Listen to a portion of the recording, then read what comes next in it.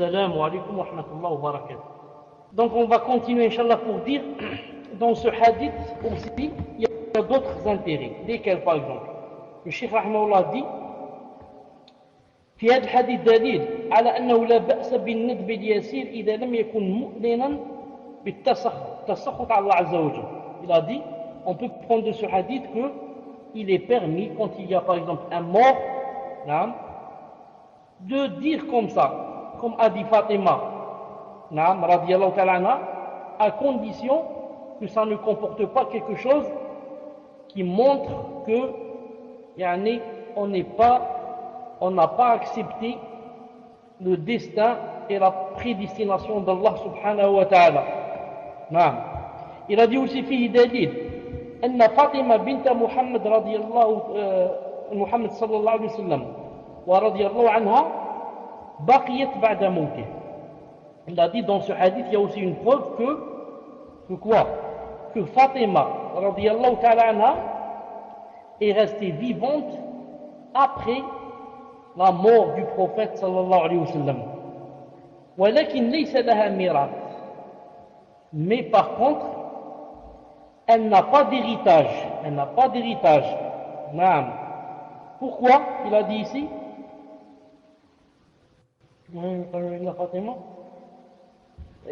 Avant cela, il a dit, et tous ses enfants, alayhi salam, garçons et filles, sont morts pendant qu'il était vivant, alayhi salam.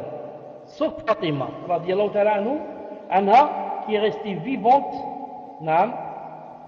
après la mort du prophète sallallahu alayhi wa sallam, mais elle n'a pas d'héritage. La hiya, ni elle, wala zawjatuh, ni ses épouses sallallahu alayhi wa sallam, wala ammu al-Abbas, ni son oncle Abbas, wala ahadun min asabati, ni une autre personne des proches qui peut hériter normalement. لأن الأنبياء لا يورثون. Pourquoi aucune personne n'hérite de lui, sallallahu alayhi wa sallam? Car tout simplement parce que les messagers, les prophètes ne se font pas hériter. Comme a dit le prophète sallallahu alayhi wa sallam, Inna ma'shar al-anbiya la nuwarrath ma tarakna sadaqa. Hadith sahih. Il a dit, nous, les messagers, on n'est pas hérités. Tout ce qu'on laisse rentre dans la sadaqa. Tout ce qu'on laisse rentre dans quoi? Dans Beit Mal, il devient de l'aumône. Il a dit, on ne peut pas être hérité. وهذا من حكمة الله عز وجل. Le cheikh dit, et ceci rentre dans quoi? Dans la sagesse d'Allah subhanahu wa ta'ala, le fait que aucun messager n'est héritable. Aucun messager ne peut être hérité. Pourquoi? لأنهم لو ورثوا لا قال من يقول إن هؤلاء جاءوا بالرسالة يطلبون ملكا يورث من بعدهم. On a dit parce que si jamais un messager continue ou un prophète, on peut l'hériter. Ses enfants, ses épouses peuvent l'hériter. Alors peut-être que ça va ouvrir une porte aux gens, aux adversaires, pour dire quoi? Ils vont dire que cet homme-là, par exemple, ce n'est pas un prophète. Ou alors, il est venu spécialement pour posséder de l'argent, pour posséder des biens, et ensuite il va se faire hériter. Mais, lorsqu'il n'hérite pas, on va fermer beaucoup de bouches. On ne va pas dire que celui-là c'était un roi. Regardez, il a laissé des palais à ses enfants. Il a laissé des ranchs à sa famille. Non, il n'a rien laissé, sallallahu alayhi wa sallam. C'est une preuve qu'il n'est pas venu pour la dunya. C'est une preuve que c'est un messager. Tous les autres, quand ils sont vivants, ils font le maximum pour amasser de cette vie tout ce qu'ils peuvent. Et enfin, ils meurent et le laissent aux héritiers. Mais les messagers sont d'une autre nature. Sont d'une autre nature. Ni ils ne sont soucieux pour amasser de cette vie, ni ils ne laissent quelque chose à hériter. Quand ils meurent, ils ne laissent rien. C'est pour ça que les khoubata, les Khoubata Rawafid, hein, qu'on appelle les chiites, Khoubata. Pourquoi ils n'aiment pas surtout Abu Bakr et Omar? Pourquoi? Abu Bakr, il n'aime pas surtout aussi, à part le fait qu'il soit le premier à être un calife, c'est-à-dire que d'après eux, il a pris la place de Ali, mais aussi ils disent qu'il n'a pas voulu donner le miracle, il n'a pas voulu donner l'héritage à qui? À Fatima. Car le prophète avait une certaine morceau de terre qui s'appelait Fadr. Ils ont dit, quand elle est allée chez Abu Bakr demander l'héritage de son père, il n'a pas voulu le lui donner. Et ce qui prouve encore une fois de plus quoi? Leur grande ignorance dans la religion. Ils ne savent pas, jusqu'à de nos jours, ils ne savent pas qu'un prophète, quand il meurt ou un messager, personne n'hérite de lui. Nahnu, ma'ashir anbiya la noura. Ils ne savent pas ça. Et ils ont accusé à tort Abu Bakr radiallahu ta'ala anhu de ne pas lui avoir donné son héritage, c'est-à-dire à Fatima radiallahu ta'ala anha. Donc voilà, Inch'Allah ta'ala, tout ce qu'il y avait à dire dans le hadith d'aujourd'hui, bi'idhnillahi subhanahu wa ta'ala. Non. Donc on va s'arrêter ici, Inch'Allah ta'ala, pour passer aux questions-réponses, Inch'Allah ta'ala. Vous allez vous préparer, Inch'Allah ta'ala. Non. Et non. Aujourd'hui on a commencé un peu tôt. Bi'idhnillahi ta'ala, pas comme d'habitude. Car l'occasion est venue, c'est tout. Quand l'occasion vient comme ça et je suis à la maison, je préfère commencer tôt pour terminer tôt. Bi'idhnillahi subhanahu wa ta'ala.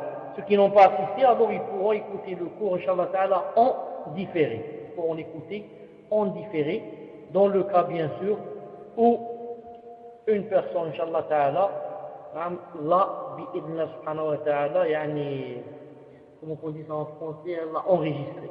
Dans le cas où une personne, peut-être Amina Sarah, peut-être une autre personne, Allahu a'lam, peut-être qu'elle a enregistré le cours, Allah subhanahu wa ta'ala. Donc on va voir quels sont les admins qui sont avec nous, Inch'Allah ta'ala, pour voir comment on va faire pour les questions, Inch'Allah ta'ala. Muslim, alhamdoulilah, est-ce que tu es là? Muslim, l'Ghorab, est-ce que vous êtes là?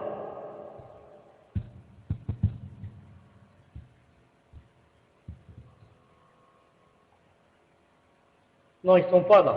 Taïb. Il n'y a personne, subhanallah al-azim.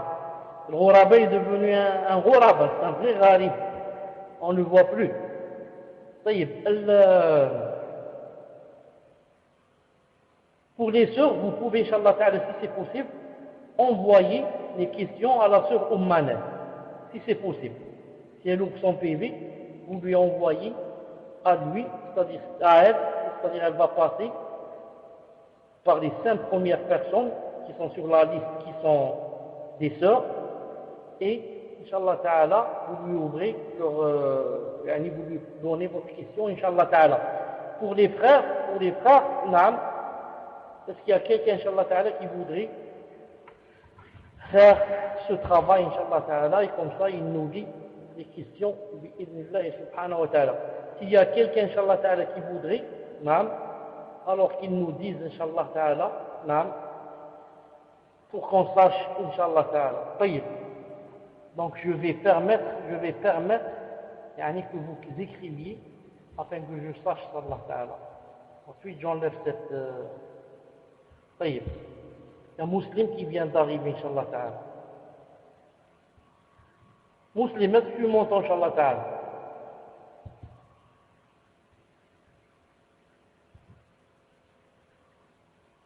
Alhamdulillah. Donc tu prends, Inch'Allah ta'ala, des questions.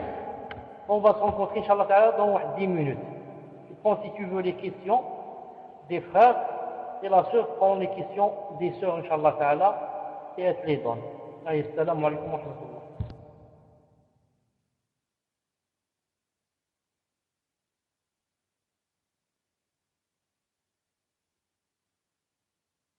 السلام عليكم. وكان الله تفضل الأخ مسلم. السلام عليكم ورحمة الله وبركاته. Non, donc j'ai quelques questions, mais je ne les ai pas dans l'ordre. Donc, Inch'Allah, je vais vous les lire. Salam alaikum, cher. Pour les fins de menstru, la femme doit-elle se baser sur le gros fil blanc visqueux ou juste des petites taches blanches? Car la sœur, si elle se fie aux petites taches blanches, le sale revient un peu après. Mais elle a peur qu'elle doit se baser sur les taches blanches et pas le gros fil blanc. Barakallahu fikum. Naam, tfadal cher. Naam, je vous ai donné, Inch'Allah Ta'ala, 10 minutes ou un quart d'heure pour les questions. C'est pour cela, Inch'Allah Ta'ala, essayez de les classer, bi'idnillah subhanahu wa ta'ala, pour voir, Inch'Allah Ta'ala, comme j'ai dit toujours, quelles sont d'abord les questions qui ont rapport avec le cours. S'il y a des questions d'abord qui ont rapport avec le cours, Inch'Allah subhanahu wa ta'ala. Sinon, bien sûr, on commence par autre chose. Non.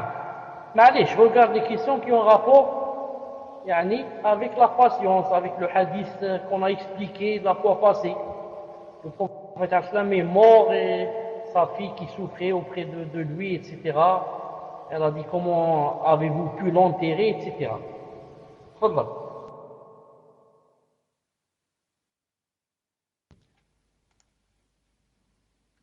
Naam, donc je regarde, Inch'Allah, cher. Je pensais en fait que c'était 20h le dars. Ah, donc ça c'est pas sur le cours.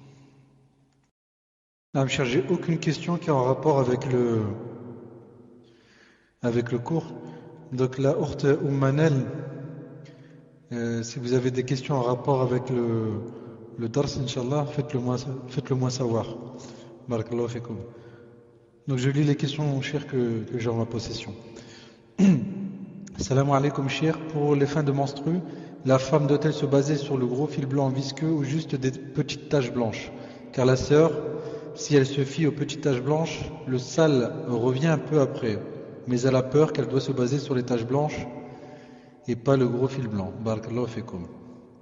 Question suivante.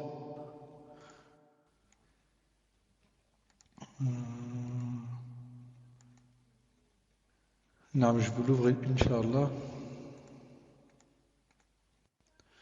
Salam alaikum wa rahmatullahi wa barakatuh. Une sœur est éprouvée dans son couple. Elle aimerait que vous lui fassiez une petite nasiha concernant son comportement devant Allah face à cette épreuve. Et comment surmonter cela?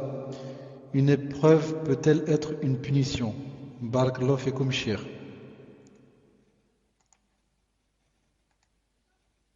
Shir, répondez, Inch'Allah, à ces deux questions. Je vais prendre les questions que Oumanel va me donner, Inch'Allah. Tfadal, shir. Naam, wa alaykum salam wa rahmatullah. En ce qui concerne la pureté de la femme, ça ne suffit pas les petites pertes qu'elle voit là, blanches, ou qu'est-ce qu'elle a dit, des gouttes, quelque chose comme ça. Si elle a l'habitude de voir le fil. Non, si elle a l'habitude de voir le fil. Donc, si elle a l'habitude de voir le fil, elle doit l'attendre, bi'idhnillahi subhanahu wa ta'ala. Pour la deuxième qui dit qu'elle est éprouvée dans le couple, et est-ce une punition? Premièrement, les épreuves, il n'y a aucune chose sur laquelle on peut se baser pour dire est-ce une punition ou pas. Il n'y a rien, quelque chose comme ça dans notre religion de clair. Mais les savants ont dit en général, on voit la personne. Si c'est une personne pieuse, connue de par sa piété, sa bienveillance, sa bienfaisance, on dit d'elle c'est une épreuve. Si c'est une personne perverse, pleine de grands péchés, etc., on dit d'elle c'est une punition. On dit d'elle c'est une punition. Ensuite, que ce soit une épreuve ou une punition, l'essentiel c'est comment savoir sortir de cette épreuve, sain et sauf, bi'idna subhanahu wa ta'ala. Certaines personnes, quand elles ont des épreuves, elles vont de l'autre côté. Ou bien elles vont insulter l'islam, ou bien elles vont insulter Allah, ou bien elles vont insulter le destin, ou bien elles vont faire la zina, ou bien elles vont aller de l'autre côté. Et certains, alhamdoulilah, font des douas, perdurent, endurent, souffrent et attendent que le nuage passe, car il passera bidna ta'ala, car jamais Allah ta'ala ne donne à une personne une épreuve qu'elle ne peut supporter. Il ne lui donne que ce qu'elle peut supporter. Même si elle croit qu'elle ne peut pas supporter, Allah sait qu'elle peut supporter. Et il veut lui annuler ses péchés d'un côté et l'élever à des statuts élevés de l'autre. Donc je conseille à cette sœur qui est éprouvée dans le couple de patienter et de voir quelle est la meilleure solution bi'idhnillah subhanahu wa ta'ala. Quelle est la meilleure solution bi'idhnillah subhanahu wa ta'ala. Si vraiment c'est très difficile, etc., alors qu'elle fasse pas à sa famille, pour faire rentrer sa famille, pour essayer d'être éclairé, bien sûr, toujours en demandant d'abord aux gens de science, car la famille, elle peut être une famille ignorante et ne cherche que le divorce. Là, elle cherche le contraire. Elle veut la laisser avec lui, alors que lui, par exemple, là, s'il est devenu pervers, il est devenu clochard, il est devenu un drogué, il est devenu une femme. C'est pour ça que la famille, c'est juste pour nous éclairer, etc. Mais c'est surtout aux savants qu'on doit demander. Donc moi, ne connaissons pas exactement c'est quoi le genre, quoi la chose qui lui est arrivée, qu'il a éprouvé, je lui dis et conseille de revenir beaucoup à Allah subhanahu wa ta'ala et de lui demander de faire une issue. Car il a promis que il a promis que quiconque craint Allah subhanahu wa ta'ala, il a dit je lui fais une issue. Je lui ferai une issue. تفضل الأخ كريم. Non, donc les questions suivantes. Salam alaikum, notre bien-aimé Shir. Je voulais vous demander si une personne dit la shahada sans prier, sans jeûner, sans payer la zakat, sans faire le hajj, est-ce que cette personne est mécréante, sachant qu'elle croit au fond d'elle à Allah Azza wa Jal, mais elle est soit ignorante de son din et n'est pas consciente de l'importance de pratiquer ses autres piliers, ou soit elle est paresseuse, ce qui est le cas de beaucoup de gens qui ont grandi dans des familles musulmanes. Donc ils se disent musulmans et croient en Allah Ta'ala, mais n'ont pas appris leur din, donc ils ne font rien. Certains m'ont dit qu'ils étaient mécréants, mais moi je reste perplexe. Que disent nos nobles savants à ce sujet? Qu'Allah Azza wa Jal vous récompense grandement et fasse de vous un grand shir comme les grands savants qui se sont éteints, mais dont leur science illumine les esprits. On vous aime, shir, et barakallahu fikum pour votre science et votre modestie. Question suivante. Assalamu alaikum wa rahmatullahi wa barakatuh.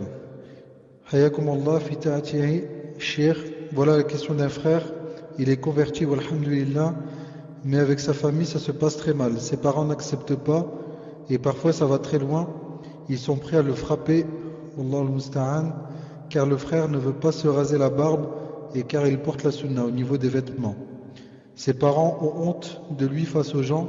Il est majeur, mais il est encore à l'école.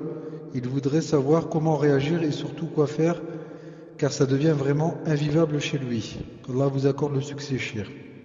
Question suivante. Salam alaikum, shir. Je voudrais un éclaircissement sur le nettoyage des oreilles pendant les ablutions. Faut-il mouiller toute l'oreille dans le moindre coin ou un coup de pouce et d'index suffit-il? Je passe beaucoup de temps à mouiller mes oreilles de crainte que l'eau n'atteigne pas toutes les parties de l'oreille et ça me waswas beaucoup. Barakallahu fikum. Question suivante. Salam alaikum ya shir. Jazakumullahu khayran. J'ai une maladie chronique dont les symptômes sont surtout les douleurs partout dans le corps et la fatigue, voire des fois l'épuisement. Le matin, j'ai beaucoup de mal à me lever pour prier Salat al-Fajr. Je me réveille avec la sonnerie, mais je n'arrive pas à me lever du lit. J'ai mal partout et je suis épuisé. Est-ce que je suis une grande pécheuse ou quel est mon statut face à cela? Même les gens qui essayent de me réveiller ont du mal. Ils allument la lumière, reviennent me voir plusieurs fois et avec tout ça, je mets beaucoup de temps pour me lever. Je suis divorcé avec un enfant, je vis seul avec mon frère, mais il ne me réveille plus car il voit mon épuisement, mais j'ai l'impression d'être une hypocrite. Qu'Allah vous récompense par le meilleur. Question suivante. Salam alaikum. Mes parents m'ont eu hors mariage. Mon père était musulman mais ne pratiquait pas. Ma mère chrétienne. Depuis mon père a fait la tauba mais a divorcé avec ma mère. Est-ce que mon père est mon père dans la religion? Tfadal Cheikh. لو سمحت j'ai pas compris la cinquième ممكن تعاود بارك الله فيك. Donc je répète, Inch'Allah. Donc mes parents m'ont eu hors mariage. Mon père était musulman mais ne pratiquait pas. Ma mère était chrétienne. Depuis mon père a fait tauba mais il a divorcé de ma mère. Est-ce que mon père est considéré mon père dans la religion ou est-il juste mon père biologique? C'est ça en gros la question. Tfadal Cheikh. Sauf tu remarques avec moi qu'elle a dit que mon père a divorcé. Donc, cela veut dire automatiquement que, à un certain moment, il était marié avec sa mère. Et que, avant le mariage, il a eu cette fille. Il s'est marié avec sa mère, ensuite il l'a divorcé. Dis-moi si c'est comme ça. Naam, cher, moi j'ai compris exactement la même chose. Donc, Inch'Allah, le frère qui m'a posé cette question, est-ce qu'il peut me confirmer en PV qu'on a bien compris la même chose? Non, donc Cher il dit qu'ils étaient mariés à la mairie, mais n'avaient pas fait le mariage religieux. C'était uniquement le mariage civil. Tfadal Cher. Non. Donc, d'abord, je commence par les personnes qui me disent qu'ils m'aiment Allah subhanahu wa ta'ala pour leur dire que c'est réciproque, puisque Allah subhanahu wa ta'ala les aime en lui comme ils m'ont aimé en lui. Non, car des fois on me dit cette phrase et ensuite j'oublie de leur répondre. Non. Donc, pour la première question, qui a dit qu'une personne faisait la shahada et ne jeûnait pas, ne priait pas, ne faisait rien. Non. Cette personne, tant qu'elle est vivante, je dis, puisque elle fait la shahada, il est un peu difficile de la rendre mécréante. Même si elle ne fait pas la prière, vu que il y a une grande divergence en ce qui concerne celui qui, et que les 4 grands rites, les 4 grands madhab disent qu'il n'est pas kafir s'il ne la fait pas seulement avec paresse, contrairement aux savants et contemporains d'Arabie Saoudite. Donc, puisqu'il y a une grande divergence dans celle-là, je préfère prendre l'avis qui ne le rend pas kafir jusqu'à ce qu'il meure. Non. Quand il meurt maintenant, si jamais il est mort, et jamais il n'a fait une prosternation à Allah subhanahu wa ta'ala, sa shahada ne peut rien lui faire ce jour-là. Ne peut rien lui faire ce jour-là. Mais nous, le plus essentiel de tout cela, c'est quoi? C'est d'essayer de voir et quoi faire pour l'amener, Inch'Allah ta'ala, petit à petit, à ce qu'il commence à appliquer. Il commence par exemple à faire la prière, à jeûner, à donner la zakat, s'il a de l'argent. Mais le plus important de tout cela, c'est d'abord la prière. Et aussi, par exemple, le jeûne. Car si vous avez remarqué, c'est très rare qu'un musulman ne jeûne pas. Alors que c'est possible de voir quelqu'un qui ne fait pas la prière. Mais pour que quelqu'un ne jeûne pas, comme disent les savants, ils disent celui-là c'est vraiment un zindiq. Puisse Allah subhanahu wa ta'ala guider cette personne, apaiser son cœur et remplir son cœur de foi et l'aider et le guider davantage. Pour la deuxième question, le converti qui a des problèmes familiaux, Tant que cette personne est toujours sous la tutelle de ses parents et qu'elle habite chez ses parents et qu'elle n'a pas les moyens de vivre seule, elle n'a pas les moyens de vivre seule et qu'elle vit sous leur tutelle, alors elle va essayer comment en même temps adorer Allah subhanahu wa ta'ala et comment en même temps ne pas attirer les ennuis avec ses parents. Cette personne qui est reconvertie a parlé par exemple de deux choses. La première, le problème de la barbe, et la deuxième, le problème des habits, le qamis, etc. Écrivez numéro 1 si vous m'entendez. Et moi, bi'idhnillahi subhanahu wa ta'ala, je voudrais que vous compreniez bien qu'il y a une grande différence entre la barbe et le qamis. En ce sens que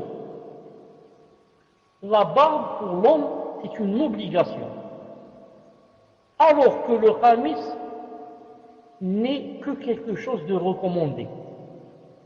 Or, une chose qui est obligatoire comme la barbe, tu ne peux rien faire pour tes parents. Tu dois la laisser. Quitte à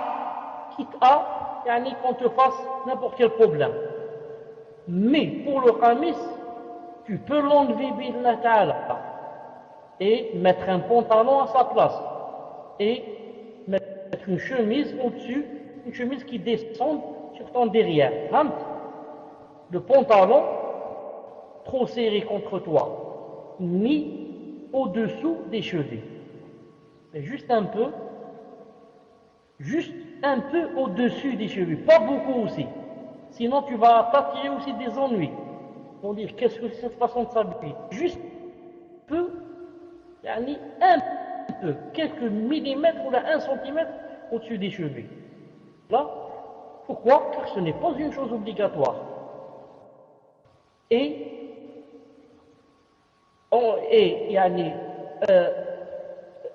Refouler la fitna et les problèmes, c'est une chose vraiment recommandée.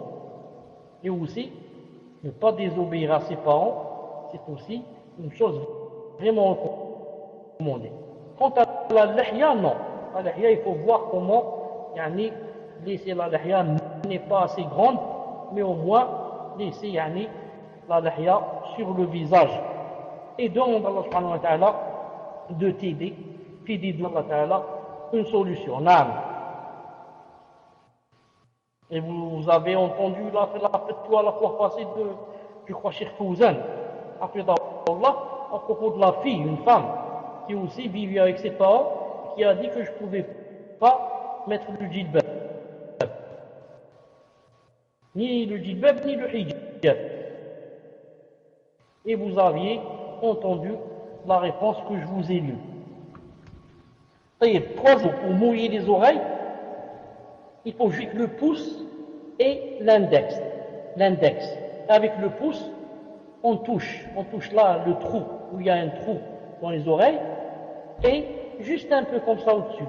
Juste on passe vite comme ça le pouce, l'index. Ensuite, on met notre pouce derrière l'oreille, on fait comme ça un petit tour, du bas vers le haut, et c'est terminé. Et non pas, on va tarder à l'oreille en train de laver toutes les parties, etc. Tout cela ne fait pas partie de la sunna. C'est juste le trou là, où il y a, je crois, le tympan, et on touche l'oreille, le derrière, avec le pouce, bi'idhnillahi ta'ala. Si on veut avec l'index, on touche un peu au-dessus du trou, juste un peu en haut, comme ça très vite, ça ne fait rien. Mais pas au point où on va passer notre temps à nettoyer, etc. C'est juste un geste. Quatrièmement, pour la personne qui disait qu'elle était malade et qu'elle se réveillait difficilement, etc., je lui dis que Allah subhanahu wa ta'ala sait. Allah ta'ala sait si cette personne fait exprès ou elle ne peut pas se réveiller. Allah ta'ala sait si cette personne peut facilement se lever pour faire la prière ou bien a des difficultés, se sont lourdes et tous les membres lui font mal, etc. Non. Dans ce cas, je dis à cette personne, Inch'Allah Ta'ala, tu peux même faire, si tu te réveilles bien sûr, tu peux même faire la salate assise sur le lit. Ou alors, si c'est difficile pour s'asseoir, tu peux même la faire en étant alité. Si c'est difficile pour aller faire le wudu, tu peux même la faire avec le tayammum. Spécialement la salate du matin qui t'est vraiment difficile. Car tu es entre deux choix. Ou bien ne pas la faire jusqu'à 10h du matin ou à 11h, je ne sais pas quand, jusqu'à ce que tu te sentes légère car tu es malade, ou bien la faire en sentant avec le tayammum et en étant sur le lit. Et bien sûr, ce dernier choix est le meilleur, avec le tayammum et en étant alité en son heure, c'est mieux que d'attendre jusqu'à 10h là pour la faire quand je me sens mieux. Quand tu te sens pécheuse, etc., ça ce n'est pas vrai, car quand on veut faire une chose, on a dans le cœur la niya, et on ne peut pas, on n'est pas pécheur. On est pécheur quand on ne veut pas faire. Je dis, aïe, laisse-moi dormir, moi j'en ai marre de cette salade, on est pécheur. Mais quand je veux, mais je ne peux pas. Je suis lourd, je suis malade, mes membres me font mal. Je cherche alors, comme j'ai dit, la deuxième solution qui est de la faire sur le lit avec le tayammum, dans le cas bien sûr où je me réveille. Maintenant, si je ne me réveille pas, le prophète a dit, il a dit, dans le fait de dormir, il n'y a pas de faute. Ça veut dire qu'on est excusé. Et on n'a pas pu se réveiller. Surtout si de nos temps, comme elle dit, je demande à mon frère de me réveiller, ou là je mets le portable là et je ne me réveille pas. Wallahu subhanahu wa ta'ala, mais je vous ai cité la fois passée, le cas du sahabi qui ne se réveillait pas et sa femme est allée se propriété et qu'elle a dit entre autres que mon mari ne se réveille pas jusqu'à ce que le soleil se lève. Et lui a dit alayhi salam, dis-moi pourquoi tu fais comme ça? Il lui a dit à Rasulallah, on est connu qu'on est une famille qui, avant, nous avons une tête lourde, je ne peux pas me réveiller. Il lui a dit alors quand tu te réveilles, fais la salat. Regardez comment on lui a répondu sallallahu alayhi wa sallam, ni lui a dit tu es pécheur, ni hypocrite, ni kafir. Enfin, pour la personne qui a dit je suis conçu hors mariage, si j'ai bien compris, et que c'est comme ça, c'est-à-dire que son père, cet homme biologique, son père biologique, a fait la zina avec sa mère. Ensuite, ils ont eu 7 enfants. Ensuite, ils se sont mariés, son père et sa mère. Ensuite, ils ont divorcé. Dans ce cas, cet homme-là, qui s'est marié avec sa mère, même s'il a ensuite divorcé, c'est quoi? C'est quelqu'un, tu es pour lui une rabiba, tu es pour lui une belle fille. Tu es sa belle-fille. Sa belle-fille, ça veut dire, vous comprenez ce que c'est sa belle-fille? Quand une personne, c'est ma belle-fille, ça veut dire qu'elle peut me serrer la main, qu'elle peut se dévoiler devant moi, qu'elle peut me faire la bise, vous comprenez? C'est ça la belle-fille. C'est-à-dire que c'est un mahram. Même si ils ont divorcé. L'essentiel, ils se sont mariés officiellement à la mairie avec les papiers, etc. Wallahu ta'ala alam. Tfaddal, Cheikh. Donc, les questions suivantes, Inch'Allah. Salam alaikum wa rahmatullahi wa barakatuh. Hayakumullah. Je voulais savoir qu'est-ce qu'il faut répondre aux personnes qui disent qu'Allah est fi kulli makan, en se basant sur la parole d'Allah subhanahu wa ta'ala, selon le sens de la traduction, je suis plus près de vous que votre veine jugulaire. Et aussi la parole, si mes serviteurs demandent après moi, dis-leur que je suis tout près. Barakallahu fikum, Cheikh. Nous attendons une réponse qui nous sera bénéfique de votre part. Question suivante. Salam alaikum, Cheikh. Hayakumullah. J'ai des canaris à la maison qui sifflent régulièrement dans la journée. Et on m'a dit que lorsqu'il sifflait, c'est qu'il faisait du dhikr. Est-ce vrai, barakallahu fikum? Question suivante. Assalamu alaikum wa rahmatullahi wa barakatuh, cheikh. Une sœur a de gros soucis avec ses parents, car ils n'ont pas accepté qu'elle se mette à pratiquer l'islam, qu'elle porte le voile, etc. Ils ne veulent plus subvenir à ses besoins, entre parenthèses en termes de nourriture, la frappe et l'insulte. Allahu musta'an. Cela fait 2 ans qu'un frère l'a demandé en mariage et depuis son père, entre parenthèses, qui fait la prière, dit qu'il va y réfléchir. Mais il ne donne pas de réponse. Il a dit beaucoup de mal sur elle au frère afin de l'empêcher de se marier avec lui. Mais le frère patiente. Son père ne veut pas qu'elle se marie avec lui à cause de sa couleur de peau. La sœur demande si elle peut changer de tuteur puisque son père veut l'empêcher de se marier, qu'Allah vous récompense grandement.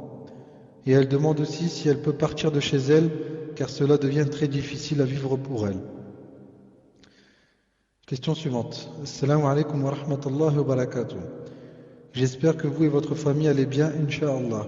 Pourriez-vous m'expliquer ce verset, min fadlikum? Allah n'a pas placé à l'homme 2 cœurs dans sa poitrine. Surat Al-Ahzab, verset 4. Hayakumullah wa jazakumullah khayran. Question suivante. Assalamu alaikum wa rahmatullahi wa barakatuh. Ma question est la suivante. Mon beau-frère est devenu un rawafid et il appelle à sa secte. Ma sœur et ses enfants le suivent bêtement. J'aimerais savoir comment dois-je me comporter avec eux, en sachant que mon beau-frère fait en sorte de nous séparer subtilement, entre parenthèses les sunnites de ma famille, car il n'arrive pas à nous faire entrer dans sa secte. Je me permets de vous donner un exemple. Lors d'une de nos aqiqa, il a demandé à un des invités, qui est imam, de lire le Coran ensemble, car il savait que ça allait débattre sur le genre de Ahlus Sunnah wal Jama'a. Cet imam nous a appelé Wahhabite. Qu'Allah vous accorde le Firdaous, ya Sheikhana. Tfadal Sheikh.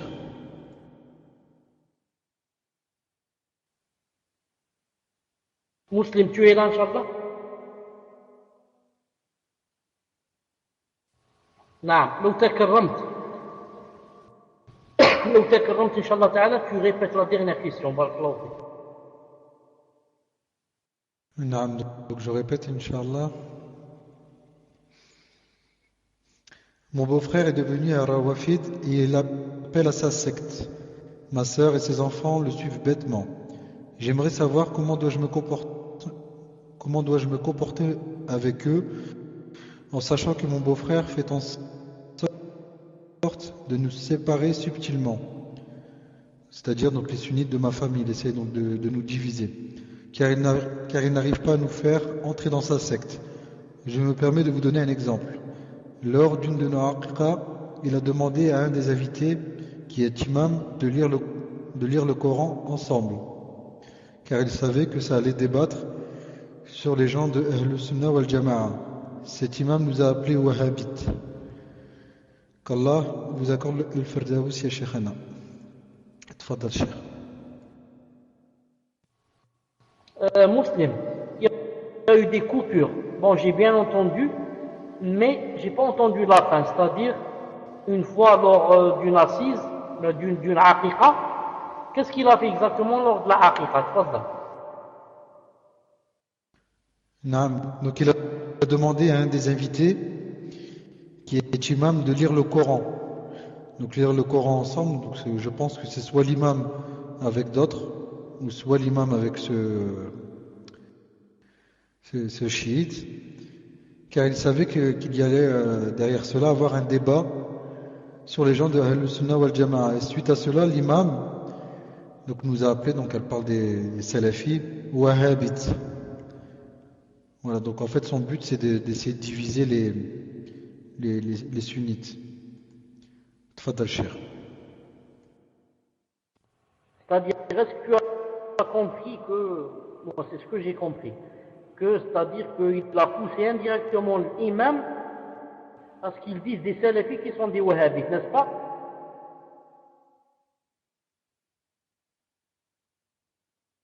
Naam, Sheikh, c'est exactement ce que j'ai compris. Donc, Inch'Allah, si la personne qui a posé la question ne voulait pas dire cela, donc qu'elle me le dise en PV. Mais je pense que c'est ça, Cheikh. Tfadal. Inch'Allah. طيب. Bismillah ar-Rahman ar-Rahim. En ce qui concerne la première question, qui est que certains qui disent que Allah subhanahu wa ta'ala se trouve في كل مكان et que il y a un verset qui dit par exemple que je suis plus près de vous que la veine jugulaire, etc. أقرب إليكم من حبل الوريد. comme Allah subhanahu dans le Coran, أقرب إليكم من حبل الوريد. طيب attendez, comment commence ce verset? ولقد خلقنا الإنسان ونعلم ما توسوس به نفسه ونحن أقرب إليه من حبل الوريد. نعم. Et je crois qu'elle a cité aussi autre chose, le hadith qui dit, ou le verset qui dit, si mes serviteurs te demandent d'après moi, dis-leur que je suis prêt, etc. Non. Donc certains vont se baser sur ces versets pour dire quoi? Pour dire qu'Allah subhanahu wa ta'ala se trouve partout.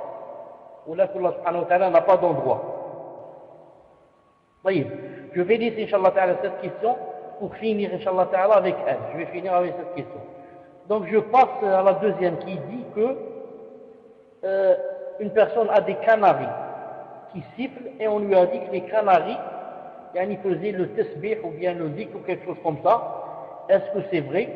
Réponse Inch'Allah ta'ala, c'est vrai que toutes les créatures font le tasbih. Même les oiseaux font le tasbih à Allah subhanahu wa ta'ala. Il y a même un verset en ce sens. Sourate An-Nur, en Sourate An-Nur. Mais on ne peut pas dire que par exemple à cet instant-là spécialement, quand il est en train de siffler, il est en train de faire le tasbih. On ne sait pas exactement quand est-ce, de quelle façon, quand il siffle, il est en train de faire le tasbih. Sinon, les oiseaux aussi entre eux se parlent et communiquent. Mais, comme j'ai dit tout à l'heure, en général, le tasbih à Allah subhanahu wa ta'ala et même les oiseaux, y compris les oiseaux. Pour la troisième question, la sœur qui a beaucoup de soucis avec ses parents, etc., et qu'elle avait posé deux questions. Elle avait dit que son père ne voulait pas qu'elle se marie avec quelqu'un à cause de la couleur de sa peau. Allah subhanahu wa ta'ala alam, et que est-ce qu'elle pouvait changer de tuteur ou bien partir de chez elle. D'abord, quand je sais que si je vais changer de partenaire, c'est-à-dire cette personne qui ne plaît pas à mon père, si c'est possible maintenant, en changeant, c'est-à-dire en délaissant celui-là, en prenant un autre qui remplirait les conditions religieusement et physiquement, et qui plairait à mon père, qui aurait par exemple une autre couleur, qui plairait à mon père. Dans ce cas, ce serait la meilleure des choses à faire. Pourquoi? Car je vais gagner deux choses. Je vais gagner un mari qui me plaît et je vais gagner mes parents. Vous devez sûrement savoir que ce n'est pas facile de se marier en allant à l'encontre disons, pas de la volonté du père, mais disons de son choix. Et finir par gagner un mari, mais perdre ses parents. Il y a certains des parents qui, surtout les musulmans, qui, quand leur fille se marie avec quelqu'un qu'ils ne veulent pas, dans leur tutorat, pour certaines familles, elle est devenue, ce n'est plus leur fille. Ils se désavouent d'elle, et même si c'est eux qui sont fautifs, les parents et pas la fille. Mais c'est comme ça dans beaucoup de familles musulmanes. Or, ça, ce n'est pas une chose facile, tant que mon père ou ma mère ne me parle, donc j'assiste aux fêtes, aux assises, au mariage, ce n'est pas une chose facile. ça que c'est la première suggestion que je fais. Si c'est possible, je choisis quelqu'un qui me plaît en même temps, qui me plairait aussi à mon père. Deuxièmement, je peux partir de chez moi, elle peut partir de chez elle, par exemple. La meilleure des choses serait de partir chez des parents, pas chez des étrangers. En allant chez des parents, ça fait encore plus mal qu'en allant au père, aux parents, qu'en allant chez un étranger. On dit, subhanallah, et chez sa tante, ça veut dire, donc la tante, elle est mieux que nous, et chez son oncle, etc. Non. Sinon, aller chez d'autres personnes, peut-être qu'elle va devenir une fitna pour la sœur et pour son mari aussi. Non. Et ensuite, si elle part, elle doit faire ça, juste comme yani, pour que ça pousse à donner une solution. Ce n'est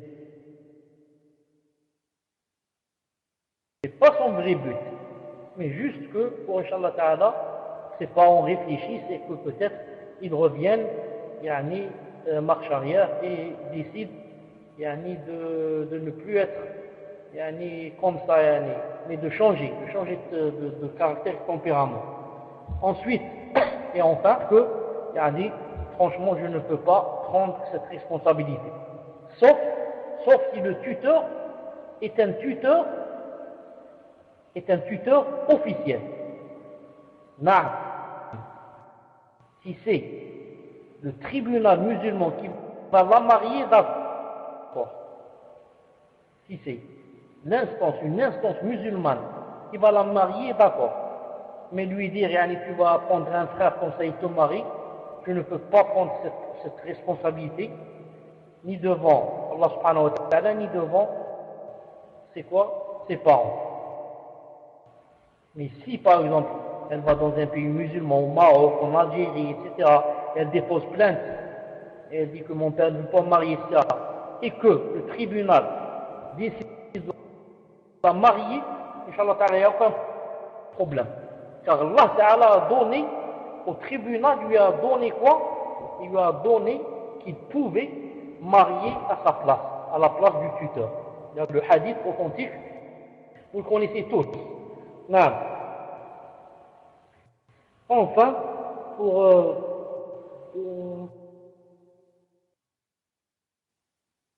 la quatrième question que je suis en train de dire, j'ai dit, la personne dit, qu'est-ce que ça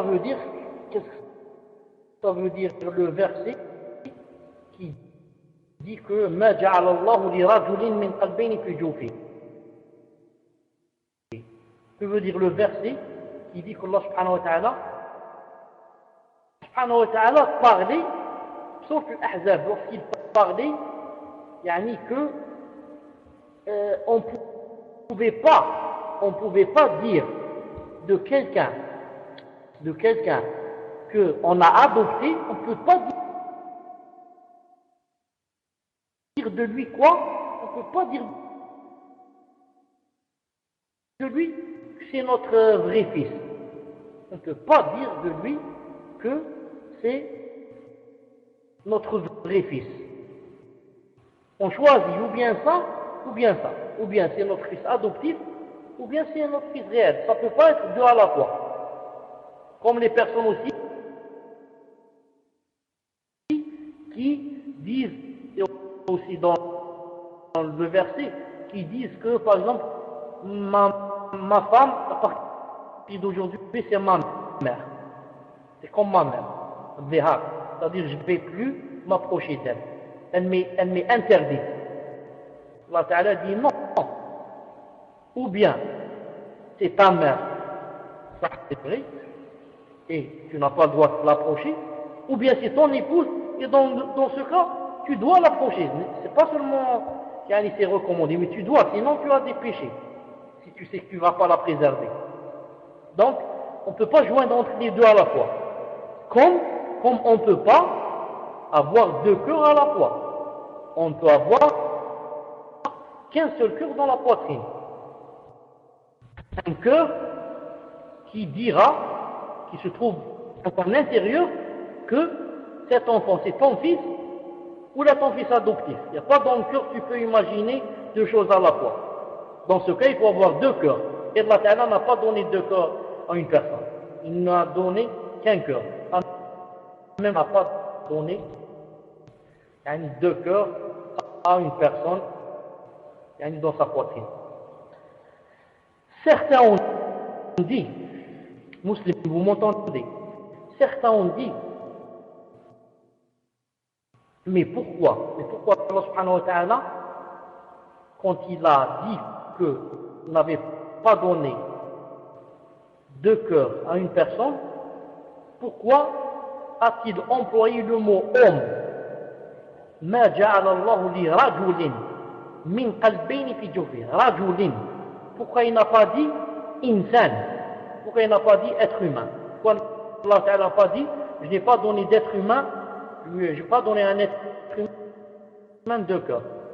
Et pourquoi il a choisi le mot homme? Je n'ai pas donné à un homme deux cœurs. Certains ont dit, même si ici en parlant d'homme, la femme rentre aussi. Elle aussi lui a pas donné deux cœurs. Mais, pour ceux qui ont voulu chercher pourquoi exactement il a employé le mot homme et pas femme, certains ont dit justement qu'il y a une différence. Car la femme peut avoir deux cœurs, pas comme l'homme. Ils ont dit quand est-ce qu'elle peut avoir deux cœurs? Elle peut avoir deux cœurs à la fois dans sa poitrine lorsque elle est enceinte. Lorsqu'elle est enceinte, elle a quoi? Elle a son cœur et le cœur de son bébé. Et si elle a des jumeaux, enfin, pour Allah subhanahu wa ta'ala se trouve partout, et le verset qu'ils ont cité aussi, je suis plus près que vous que la veine jugulaire, je voudrais dire à mes frères et mes sœurs qui m'entendent, à mes fils et mes filles qui m'entendent, attention, attention, attention à la aqida. Attention, attention, attention à la aqida. Attention, attention à la aqida. C'est la première chose que on doit comprendre et qu'on doit apprendre. C'est pour ça qu'aujourd'hui spécialement, j'ai mis entre parenthèses haut sur la bannière, attention au salon clic à partir du bon niya. J'ai fait un tour là-bas, c'est plein de bid'a et de fausses aqidah et de takfir à l'intérieur. Alors j'ai eu peur que quelques nouveaux, ça coupe, hein? Qu'est-ce qu'on fait, musulman? Qu'est-ce qu'on fait plus que ça coupe? Je sors, Inch'Allah ta'ala, et je reviens. Je sors et je reviens, peut-être que ça ira mieux, Inch'Allah. Salam alaikum.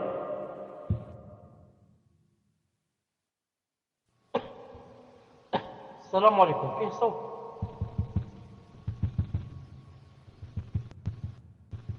vous m'entendez mieux cette fois ou là? Ou si vous m'entendez mieux? Ça coupe légèrement. Asma, qu'est-ce qu'on fait? Parce que la réponse c'est dans la aqida. C'est pas. J'ai peur que la personne ne comprenne pas bien. Est-ce que tu as une suggestion? Tfaddal. Ça y est, puisque tu dis que là c'est mieux, je disais que la aqida était très très très très importante. Et que dans la aqida,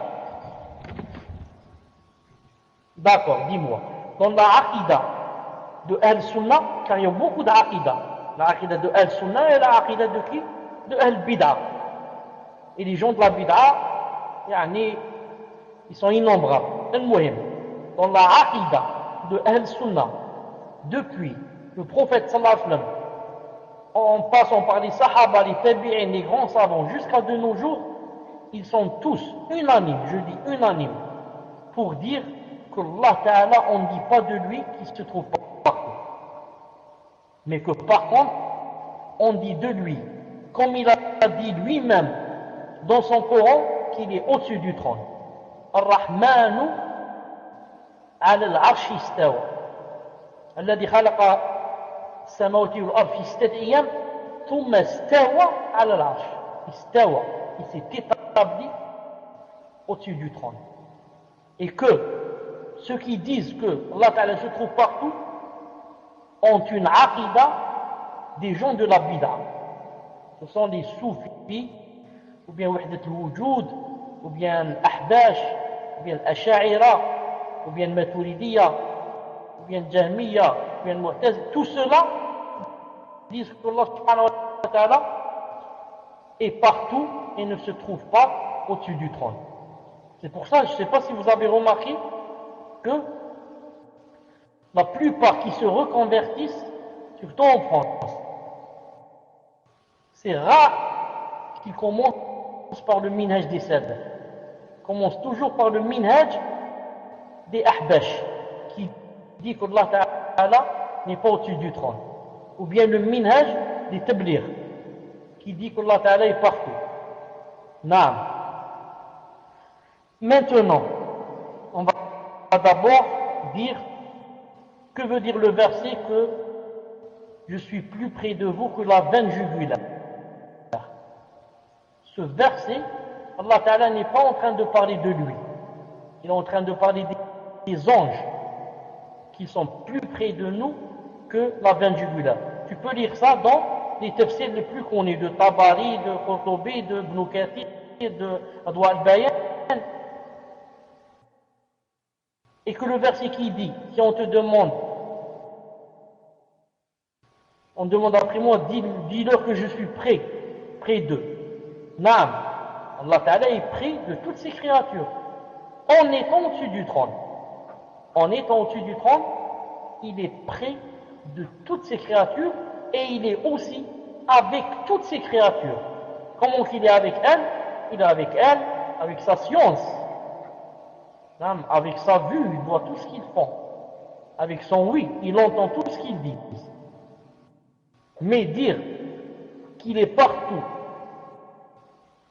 avec bidatihi, lui-même, qu'il est partout, c'est une contradiction claire avec le Coran, la Sunna et la Aqidah des salaf. C'est vraiment, comme disent les savants, celui qui dit qu'Allah Ta'ala est partout et n'est pas au-dessus du ciel, n'est pas au-dessus des cieux, au-dessus du trône, on dit de cette personne qu'il a une aqidah pharaonique, aqidah de Pharaon. Car Pharaon, qu'est-ce qu'il a dit à Moussa? Il lui a dit notre Seigneur se trouve au-dessus des cieux. Alors l'autre il s'est moqué, il a dit alors construisez-moi une tour, je vais monter pour... Et il a pris un arc, il a commencé à tirer vers le ciel, en se moquant. Ça veut dire que Moussa lui a dit que notre Seigneur se trouvait au-dessus des cieux. C'est pour ça que les savants ont dit, celui qui dit que Allah Ta'ala est au-dessus des cieux a une aqidah moussawiya, aqidah de Moussa alayhi salam et de tous les prophètes avant et après lui. Et celui qui dit il n'est pas au-dessus des cieux, il a une aqidah de Pharaon, pharaonique, wal'iyadu billah. Naam. Et le prophète sallallahu alayhi wa sallam a demandé à une bergère, il lui a dit où est Allah? Elle a dit fis sama, au-dessus des cieux. Alors le prophète sallallahu alayhi wa sallam a dit à son maître, affranchis-la, c'est une croyante. Les savants ont dit le fait qu'elle ait suivi tous les versets et les hadiths qui sont en ce sens. Prenons quelques versets par exemple. Allah Ta'ala par exemple lorsqu'il dit Inna anzalnahu fi laylatil qadr. Je prends les versets que vous connaissez tous. Inna anzalnahu fi laylatil qadr. nous l'avons fait descendre, c'est-à-dire le Coran, la nuit du destin. Nous l'avons fait descendre. Qu'a dit Allah Ta'ala? Nous l'avons fait descendre. Donc, ce Coran est venu d'en haut. Donc, il y a une descente. Donc, s'il y a une descente, c'est qu'il était d'abord haut. Il était où haut? C'est la parole d'Allah. Donc, Allah Ta'ala est en haut. Nous l'avons fait descendre. Lorsqu'il dit Tanzilun min Hakimin Hamid, Tanzilun min Rabbil Alamin, descente de Rabbil Alamin. Lorsqu'il dit Amintum man fi samai an yakhsifa bikum al-ard, est-ce que vous n'avez pas peur, vous êtes en sécurité de celui qui est dans les cieux? Amintum man fi sama, celui qui est au-dessus du ciel. Il parle de qui? Il parle d'Allah subhanahu wa ta'ala. Il parle d'Allah subhanahu wa ta'ala. Pourquoi au premier ciel, au deuxième, troisième, quatrième, cinquième, sixième, septième, il a vu dans le premier Adam, dans le deuxième Yahya et l'autre, dans le troisième il a vu Idris, dans le quatrième Youssouf, dans le cinquième Haroun, dans le sixième Moussa, et dans le septième il y avait notre prophète Ibrahim alayhi salam. Ensuite Sidrat al-Muntaha. Ensuite il a parlé à Allah subhanahu wa ta'ala sans le voir. Donc pourquoi a-t-il fait toute cette ascension si Allah ta'ala était partout? Il serait dit pourquoi je vais monter? Il va dire à Jibril ou là qui est venu le prendre, tu m'emmènes où pour parler à Allah? Allah il est partout, il est avec nous. Et il me parle maintenant, je l'entends. Pourquoi tu me fais monter dans les septièmes cieux? Vous avez entendu? Non.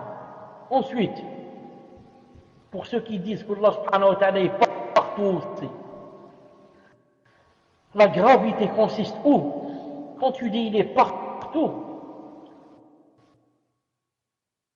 ça veut dire, astaghfirullah, tu as dit que Allah ta'ala était dans les toilettes, que Allah ta'ala est dans les bars, que Allah ta'ala est dans les cabarets, que Allah ta'ala est dans les maisons de rendez-vous, il est partout, que Allah ta'ala est dans le ventre de l'âme, que Allah ta'ala se trouve dans les parties intimes de la femme, que Allah ta'ala se trouve, astaghfirullah.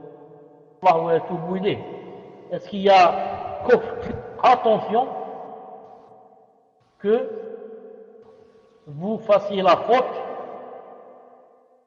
et que vous disiez, comme disent les ahbash et comme disent les tablir et comme disent les soufis, que Allah Ta'ala se trouve pas. Mais il faut dire, il se trouve partout avec sa science. Sinon avec son essence et son dette, il est, comme il a dit lui-même, au-dessus de son trône. Comme a dit de lui, la meilleure personne qui le connaît le plus, son messager sallallahu alayhi wa sallam. Son messager sallallahu alayhi wa sallam. Ensuite, écoutez Zaynab bintou Jahsh radiyallahu ta'ala anha, l'une des épouses du prophète sallallahu alayhi wa sallam. Qu'est-ce qu'elle disait quand elle se vantait devant les autres épouses? Les autres épouses, elles se rencontraient. Les épouses du prophète se rencontraient chaque soir, comme vous le savez. Chaque soir dans la pièce avec laquelle il va dormir, alayhi salam. Elles discutent ensuite quoi? Elles se séparent. Quand elles discutaient, de temps en temps, elles se vantaient entre elles. L'autre elle disait, moi je suis la meilleure en telle chose, l'autre elle dit, la meilleure en cette chose. Que disait Zaynab, radiyallahu ta'ala anha? Elle leur disait, si moi je vais me vanter, je vais dire une chose.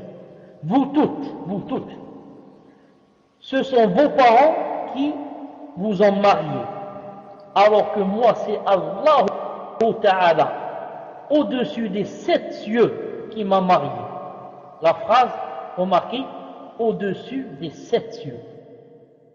C'est Allah Ta'ala, au-dessus des 7 cieux qui m'a marié. Et elle n'a pas dit, c'est Allah Ta'ala qui se trouve partout qui m'a marié.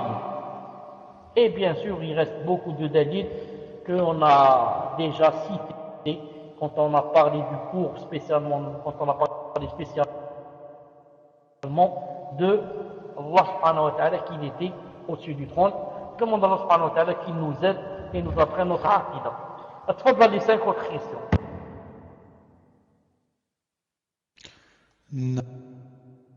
Donc je passe aux questions suivantes, Inch'Allah.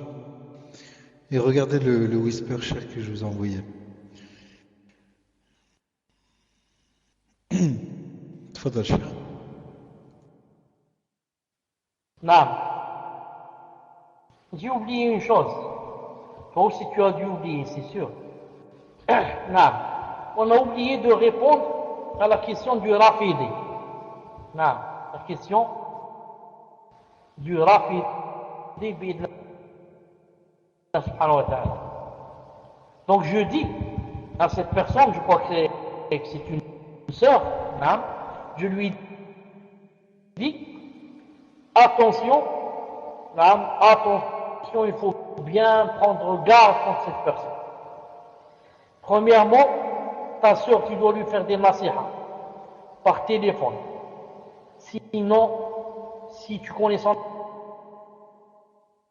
adresse mail, tu dois ne pas t'arrêter de lui envoyer des documents qui parlent sur la gravité des rawafid. Non, des documents des grands savants, qu'est-ce qu'ils ont dit sur les chiites et les rawafid. Non. Et quant à cette personne-là, qui est son mari, tu dois faire aussi tout ton possible. Non, si tu peux, bien sûr, si tu peux, de parler aussi à tes parents, de leur dire que celui-là, il est rentré dans une secte vraiment grave. Celui-là insulte les Sahaba. Celui-là dit de notre mère Aïcha que c'est une zaniya. Celui-là, dit que Abu Bakr et Omar sont des pervers, des maudits qui vont aller en enfer. Celui-là, c'est un ennemi de la sunna, et comme ça. Si tu peux, tu leur dis, il ne faut pas faire quelque chose pour que cette personne, au moins, ne vienne pas chez nous.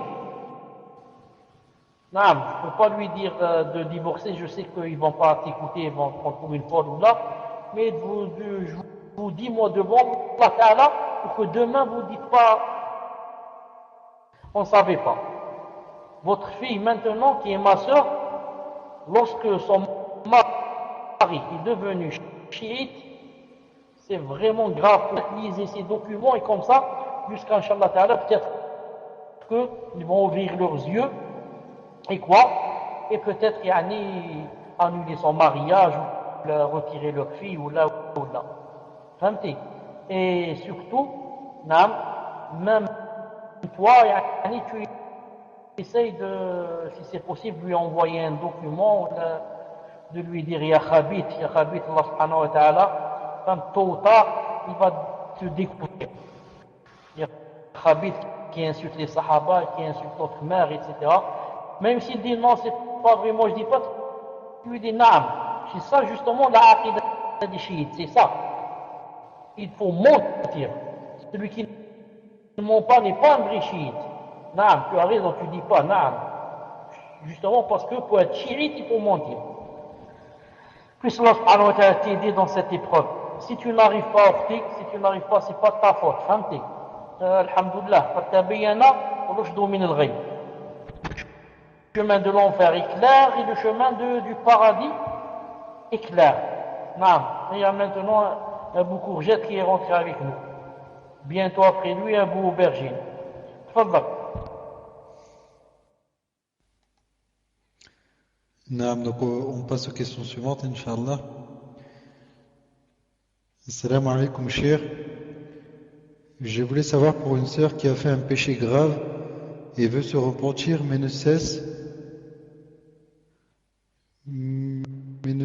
de penser à ce péché tellement ça lui a fait mal. Elle pleure nuit et jour, elle ne sait pas comment faire malgré qu'il y a le repentir. Que lui conseillez-vous de faire pour qu'Allah, Inch'Allah, lui pardonne. Barakallahu fikum, Cheikh. Qu'Allah vous préserve. Elle a peur que se repentir ne soit pas bon. Peut-elle faire salat tasbih? Barakallahu fikum. Qu'Allah vous accorde le firdaus. Donc, Cheikh, pour le whisper, Inch'Allah, vous me direz à partir de quelle heure vous voulez. Assalamu alaikum wa rahmatullahi wa barakatuh. Pouvez-vous nous dire quel est exactement le temps de salat al-Maghrib? Est-ce qu'elle s'étend jusqu'à la Isha? Car j'ai entendu que le temps était de 20 à 30 minutes après le Adhan. Est-ce vrai? Jazakumullahu khayran. Question suivante. Assalamu alaikum wa rahmatullahi wa barakatuh. J'aimerais faire le Hajj pour un proche décédé. J'aimerais savoir si je devais d'abord faire le Hajj pour moi avant de pouvoir le faire pour lui. Barakallahu fikum. Question suivante. Assalamu alaikum. Je vous aime, Allah, Cheikh, qu'Allah vous préserve ainsi que vos proches. Cheikh, est-ce que les morts savent lorsque l'on fait des invocations pour eux ou lorsque l'on fait des sadaqas en leur faveur? Barakallahu fikum. Question suivante. Assalamu alaikum. Akhi Mohammed, je voulais savoir, est-ce que l'on doit faire les 2 adhan du matin? Je suis de l'avis que l'appel à la prière est obligatoire, tout en sachant qu'il est impossible de les faire à l'extérieur, comme la sunna le préconise. Pourriez-vous me donner les différents avis, avec preuve si possible? Barakallahu fikum. Tfadal Cheikh. Donc ça, il y a 3 choses. La première, je n'ai pas compris la question du Hajj qui est la 3e. Ensuite, je n'ai pas compris la 5e. La 5e, c'est la dernière. Je n'ai pas compris de quoi il parlait, du Adhan ou bien de quoi. Ensuite, Inch'Allah Ta'ala, tu demandes au whisper qui devait m'attendre. Non, tu lui demandes où laisse-t-il m'entendre lui. Tu lui demandes de me faire comme la fois passée, juste un résumé, c'est pas toute l'histoire. Quels sont les points sur lesquels je devrais parler? Non, juste les points comme ça, les titres. Par exemple, il fait ceci, il dit telle chose, 3 ou 4 phrases, il dit telle chose. Non, تفضل.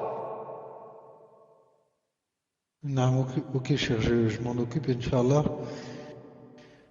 Donc pour le Hajj, elle demande si elle peut faire le Hajj pour une personne qui est décédée alors qu'elle ne l'a pas encore fait pour elle.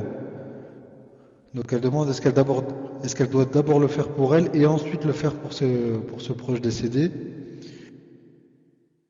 Et la dernière question, je voulais savoir est-ce que l'on doit faire les 2 adhan du matin. Je suis de l'avis que l'appel à la prière est obligatoire, tout en sachant qu'il est impossible de le faire à l'extérieur comme la sunna le préconise. Pourriez-vous me donner les... Tfadal, Cheikh.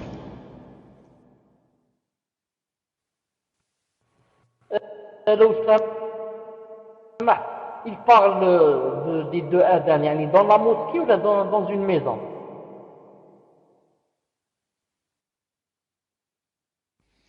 Ah, bon. Donc attendez, cher, je regarde la personne qui m'a posé la question.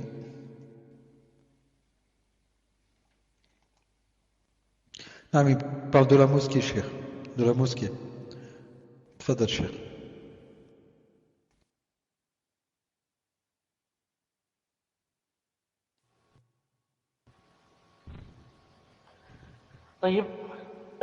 Pour la première question, Inch'Allah Ta'ala, une personne qui a fait des péchés, si j'ai bien compris, qui demande comment faire, après qu'elle s'est repentie, elle pense toujours à ses péchés, et comment faire pour oublier ou pour que Allah Ta'ala lui pardonne ou là. La réponse, Inch'Allah Ta'ala, c'est que l'essentiel, ou alhamdulillah, c'est que la personne a fait le repentir. Ça, c'est la chose la plus importante. Car ce n'est pas possible de dire qu'un croyant ne fait pas de péché. Mais ce qui est grave c'est s'il fait un péché, et qu'il ne revient pas vers Allah subhanahu wa ta'ala en se repentant. Car Allah ta'ala dit إن الذين اتقوا إذا مسهم طائف من الشيطان تذكروا فإذا هم مبصرون. Allah ta'ala dit ceux qui ont la piété, ceux qui sont pieux, ceux qui font la piété, qu'est-ce qu'ils ont? Si jamais touchent, ils reviennent. Donc, au début, il a dit les pieux, ensuite il a dit le shaitan les touche. Donc c'est une preuve que même un pieux peut être touché par un shaitan. Mais qu'est-ce qu'il a dit? إذا مسهم طائف من الشيطان تذكروا فإذا هم مبصرون. تذكروا, ils reviennent vite, ils se souviennent, ils reviennent vers Allah. فإذا هم مبصرون. Et les voilà sur le vrai chemin, sur la clairvoyance.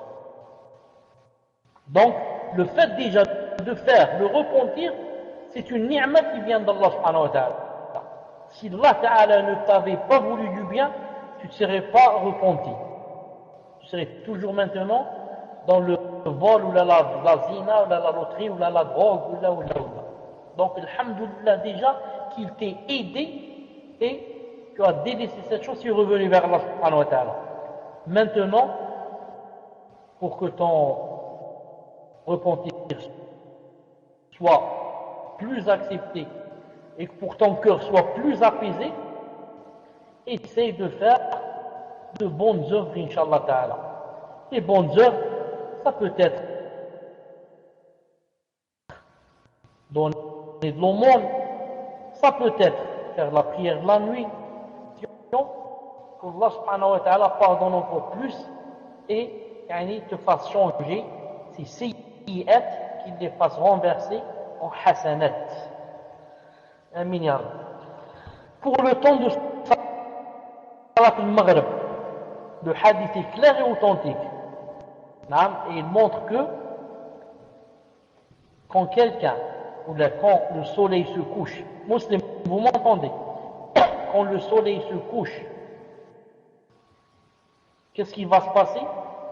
Il va se passer que le soleil va laisser quelque chose de rougeâtre à l'horizon.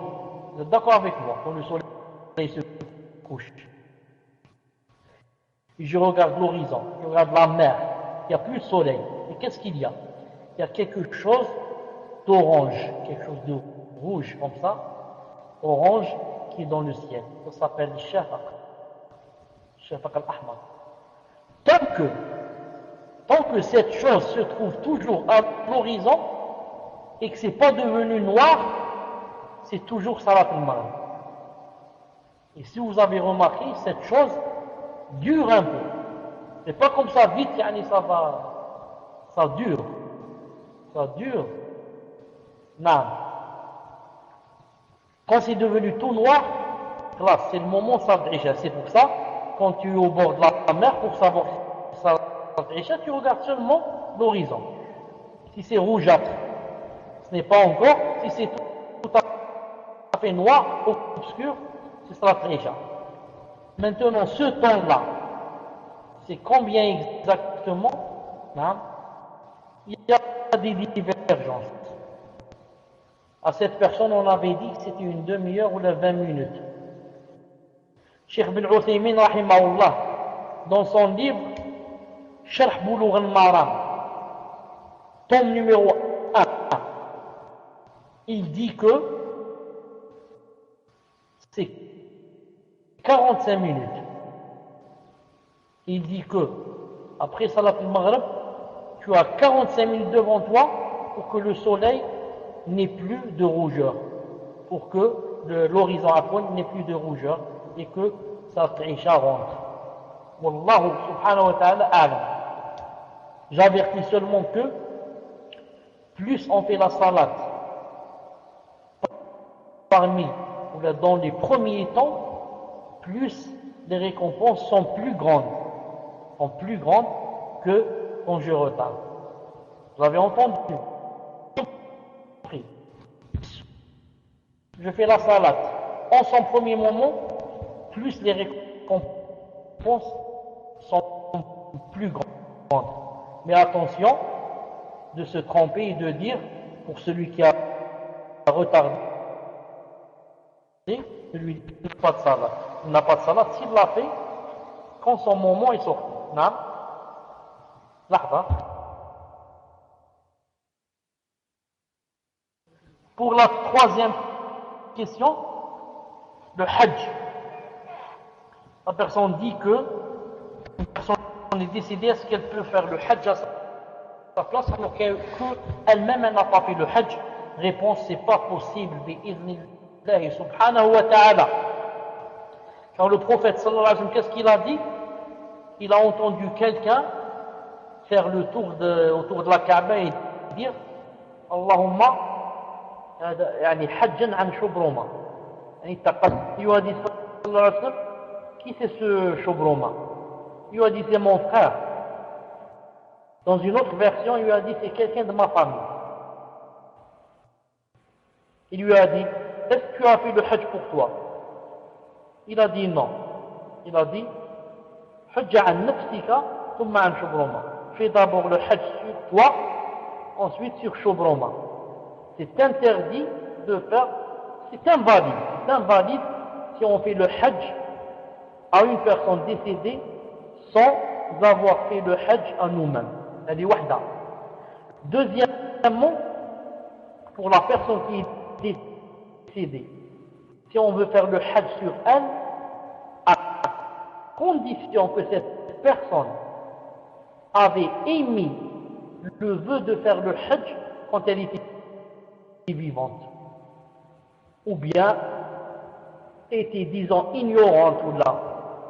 Mais si quelqu'un de son vivant, on lui parlait du hajj et il dit non, je préfère aller à Venise, ou là je préfère aller à Chicago me promener ou là, plutôt que d'aller au hajj, celui-là, même si on fait le hajj pour lui, c'est pas valable.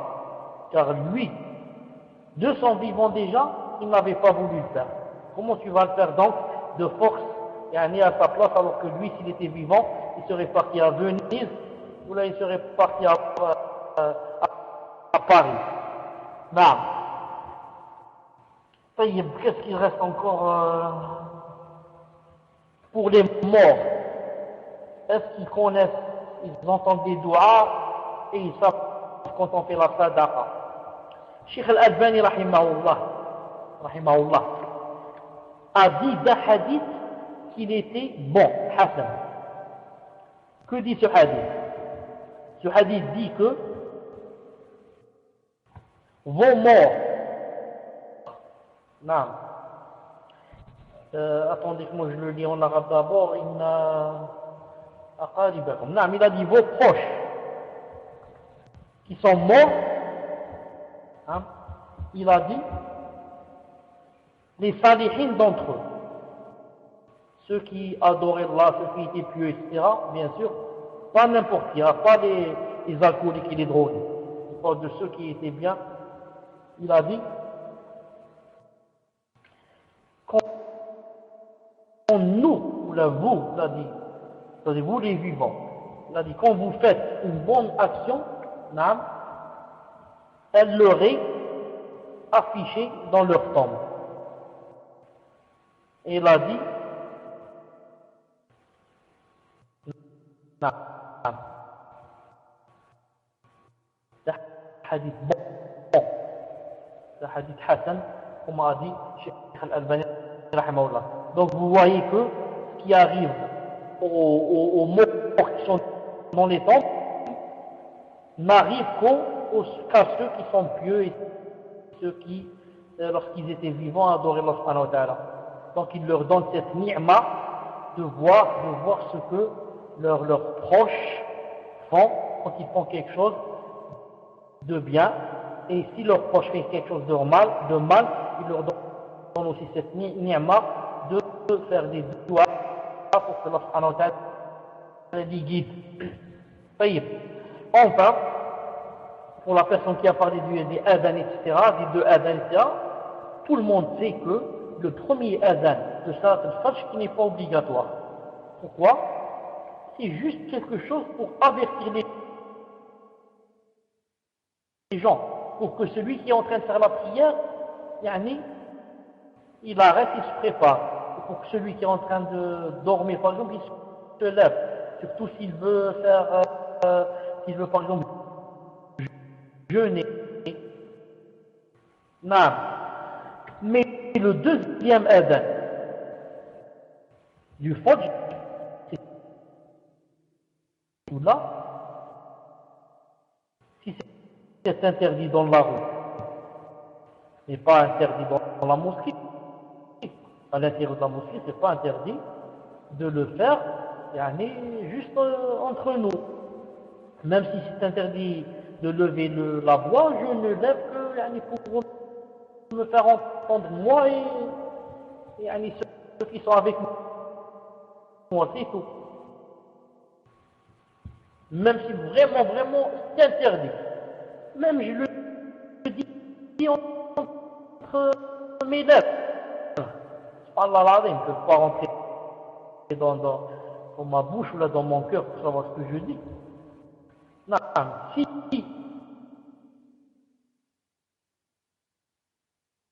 c'est pas interdit, je le fais à haute voix.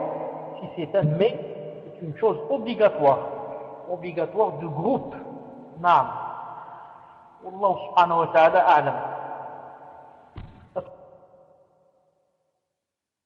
Non, cher, vous aviez fini de répondre aux questions, Inch'Allah?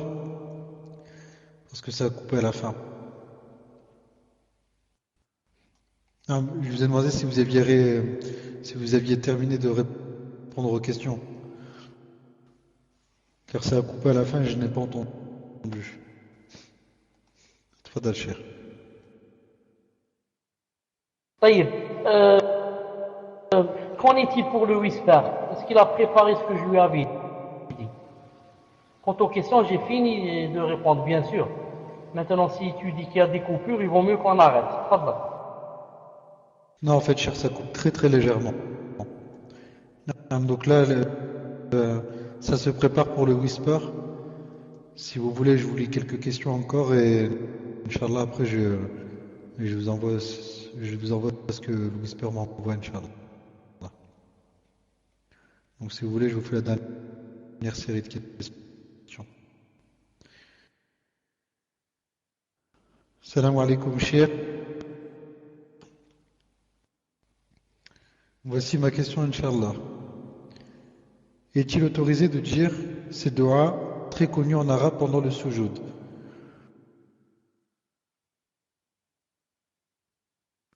Muslim, est-ce que tu es là? Barakallahu fik.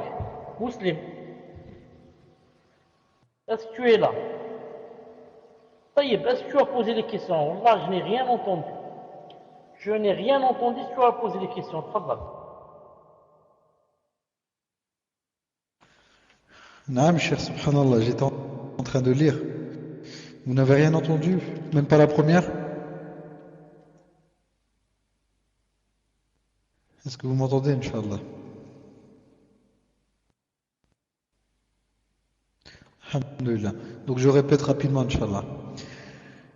Est-il autorisé de dire ces doigts très connus en arabe pendant le sujoud? Allah préserve-moi du supplice de la tombe, de l'enfer, du Messie Dajjal, car cette invocation doit être dite après le tashahhud, ou bien dire cette invocation. Subhanallah wa bihamdihi, Subhanallah al-azim. Voilà, cher Barakallahu fikoum, ainsi qu'aux admins. Question suivante. Donc, Inch'Allah, cher, la personne demande que vous répondiez en arabe littéraire. C'est pour sa mère. Hafizallah. Salam alaikum, ya cher. Et Barakallahu fikoum pour tous ces cours. Pourriez-vous confirmer à ma mère que lorsque nous avons des peluches à la maison ou des petites statues représentant des chevaux ou des photos souvenirs accrochées au mur, qu'il n'y a pas d'ange à la maison, en vertu du hadith du prophète alayhi salatu wa salam, et faire une nasiha sur les photos souvenirs, notamment des parents ou maris décédés, rahimahullah. Elle vous entend, Inch'Allah, barakallah. Peut-elle voir la aura de sa fille, plus précisément dans son dos, pour lui frotter quand celle-ci se lave, car elle a des poussées d'acné à cet endroit. Peut-on le faire en ayant la niya que c'est médical? Barakallahu fikum. Question suivante. Salam alaikum wa rahmatullahi wa barakatuh. Une sœur a accouché à 7 mois. Elle va sortir de l'hôpital, mais le bébé reste hospitalisé encore quelques temps. Doit-elle faire la aqiqa à sa sortie de l'hôpital ou doit-elle attendre que son bébé sort de l'hôpital? Barakallahu fikum wa jazakumullahu khayran. Question suivante. Salam alaikum ya Cheikh. J'aimerais savoir si les ablutions étaient valides dans le cas où les chaussettes seraient descendues au-dessous des chevilles ou dans le cas où on aurait des petites chaussettes. Barakallahu fikum, qu'Allah Azza wa Jal vous préserve. Tfadal Cheikh. Muslim. Alhamdulillah, il y a 4 questions, n'est-ce pas? Tu es d'accord avec moi? Il n'y a que 4 questions. هذه وحدة. Deuxièmement, 5, Sahha. Je vais dire les questions que j'ai entendues. La première, sur les invocations, A'udhu billahi min azab jahannam wa min azab al-qabr istiha, quand on les dit dans le sujoud. La deuxième, sur les photos souvenirs, etc., les statuettes, etc. Et la troisième, sur la aura, le dos de la fille. Et la quatrième, sur les ablutions, les chaussettes au-dessus des chevilles. Fadal, quelle est la cinquième? طيب, j'ai rien entendu sur la aqiqa. Non, Inch'Allah, je vous la relis alors, Cheikh. Une sœur a accouché à 7 mois. Elle va sortir de l'hôpital, mais le bébé reste hospitalisé encore quelques temps. Doit-elle faire la aqiqa à sa sortie de l'hôpital ou doit-elle attendre que son bébé sorte de l'hôpital? Tfadal Cheikh. Pour la première question, que j'avais pas entendu le tout, mais dis-moi ce que c'est ça. Une personne dit, pour les doigts qu'on fait à la fin, est-ce que c'est possible de les faire dans le sujoud? Est-ce que c'est ça la question? Parce que je t'avais aussi entendu dire que subhanallah wa bihamdihi, quelque chose comme ça, que je n'ai pas comprise. Et est-ce que c'est cette question à laquelle je vais répondre en arabe? Et est-ce que la question des statuettes, tu m'as dit, est-ce que celle-là aussi je dois répondre en arabe pour les statuettes? Non, Cheikh, la question sur les du'as, c'est pas en arabe. En français, Inch'Allah. Et la question à répondre en arabe, c'est justement la deuxième.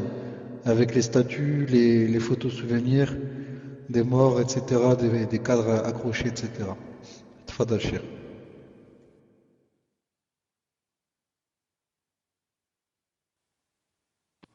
Le temps que je réponde, Inch'Allah Ta'ala, n'oublie pas de me donner le pseudo du whisper, hein? La personne avec laquelle je vais contacter, Inch'Allah Ta'ala, n'oublie pas de me donner le whisper, Inch'Allah Ta'ala.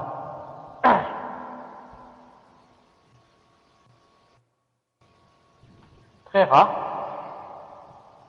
Une seconde, Inch'Allah Ta'ala.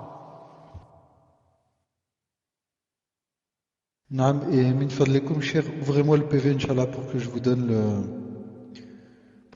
le résumé, Inch'Allah. Tfadal, Cheikh. Muslim, c'est le tien qui est fermé. J'essaie de te contacter, mais il est fermé. Muslim, est-ce que tu es dans la liste? Je te vois pas pour cliquer sur toi. Je te vois pas.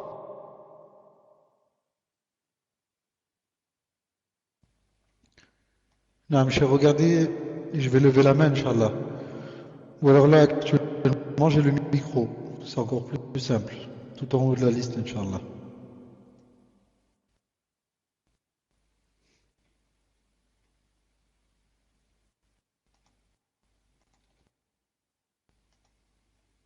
Alhamdulillah. Tfadal, Cheikh.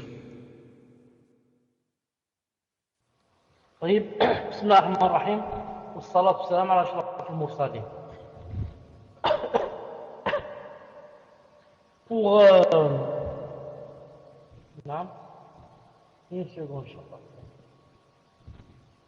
Pour la première question, en ce qui concerne les doigts, اللهم إني أعوذ بك من عذاب جهنم ومن عذاب القبر ومن فتنة المحيا والممات ومن شر فتنة المسيح الدجال.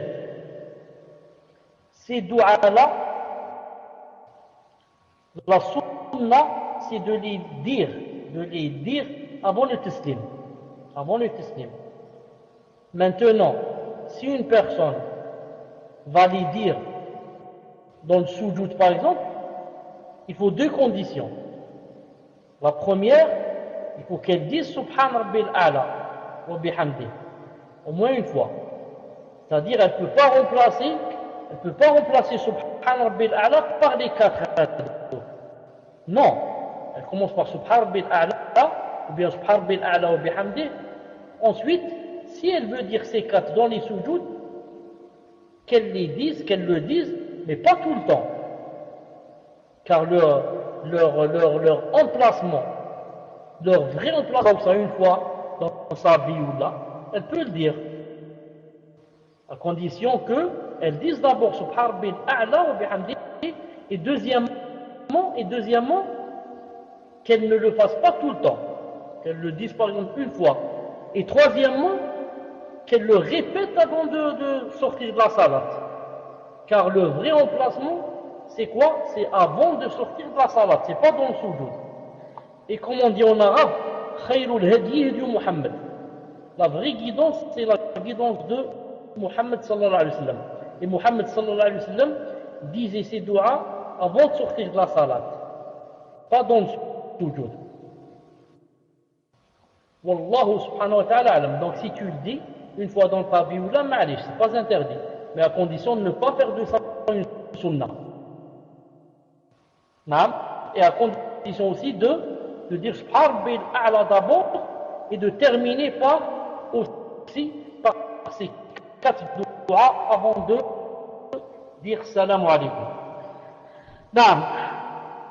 Pour la question des statuettes, etc., je dis Bismillah ar-Rahman ar-Rahim, salatu salam ala ashraf al-mursalin. أختي الكريمة إذا كنت تسمعينني ففي أحاديث صحيحة عن النبي صلى الله عليه وسلم أن وجود هذه التماثيل ووجود هذه الصور معلقة هكذا على الجدران أنها تمنع من دخول الملائكة، تمنع منعا باتا من دخول الملائكة إلى المنزل. والإنسان إذا حرم من دخول الملائكة إلى المنزل فقد حرم خيرا كثيرا. لماذا؟ لأن الملائكة هذه تصبح مملوءة بالشياطين ونحن لا نراهم. وهذه الشياطين ماذا يفعلون؟ يفعلون المشاكل في البيت، والإنسان يولي يغضب بسهولة ويصبح يعني يسب، وتصبح في البيت مشاكل تاع الطلاق والمشاكل مع الأولاد والمشاكل مع الزوج والمشاكل مع البنت والمشاكل كله لوجود الشياطين الآن كثيرة التي أصبحت تعشعش في البيت. وهذه الشياطين تحب أن تدخل في هذه الصور وهذه الستاتويات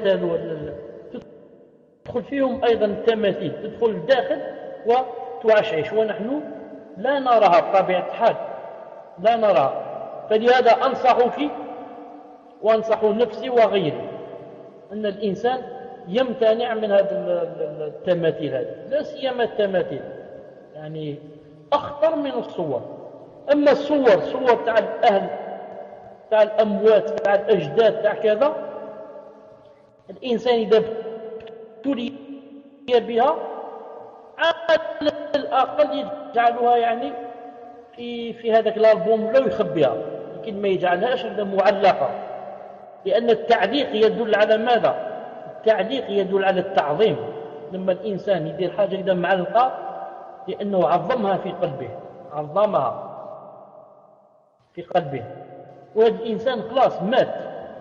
فالإنسان لما يجعل صورة إذا معلقة في الجدران هذا يدعوه إلى ماذا؟ إلى الحزن. كل ما يشوفها يشعر بالحزن في قلبه على الإنسان الذي فارق الحياة، مع أن هذا الإنسان لابد أن يموت. وربي سبحانه أعطانا النسيان. علاش أعطانا النسيان؟ باش ننسى الإنسان. موش كل ما ندخل البيت نلقاه معلق في الجدران هناك مقابلني، هو راه مات، راه في الجنة ولا راه في النار ولا الله أعلم، إن شاء الله في الجنة.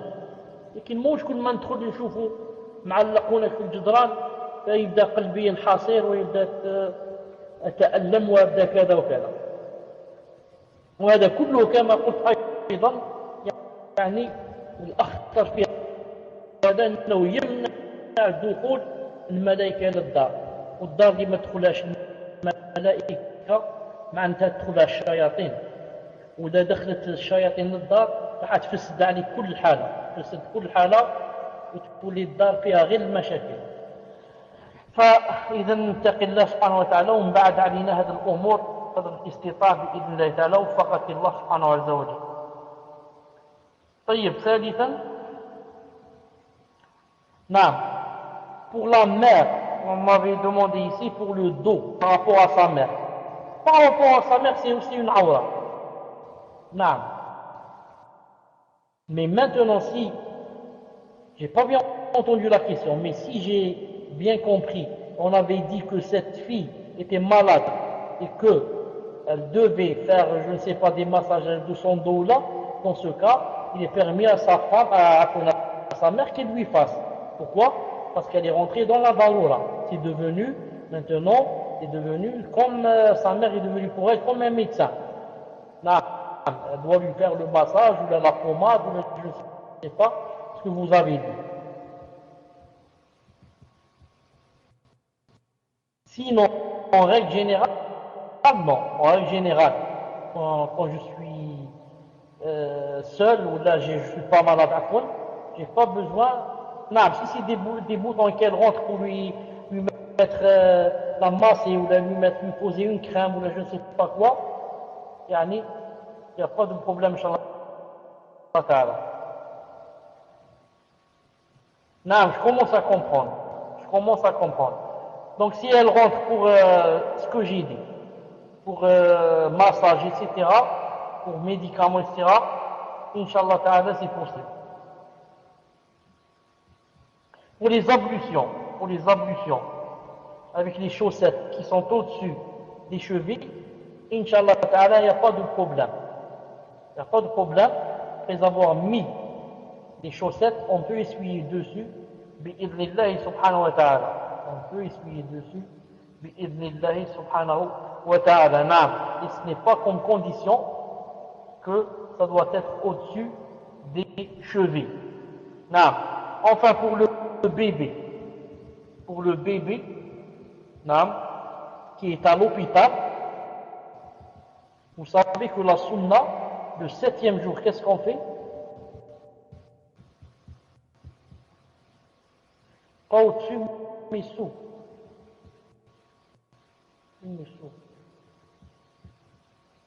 Ah, Saha. Muslim, est-ce que tu as dit que les chaussettes étaient au-dessus des chevilles? C'est ça?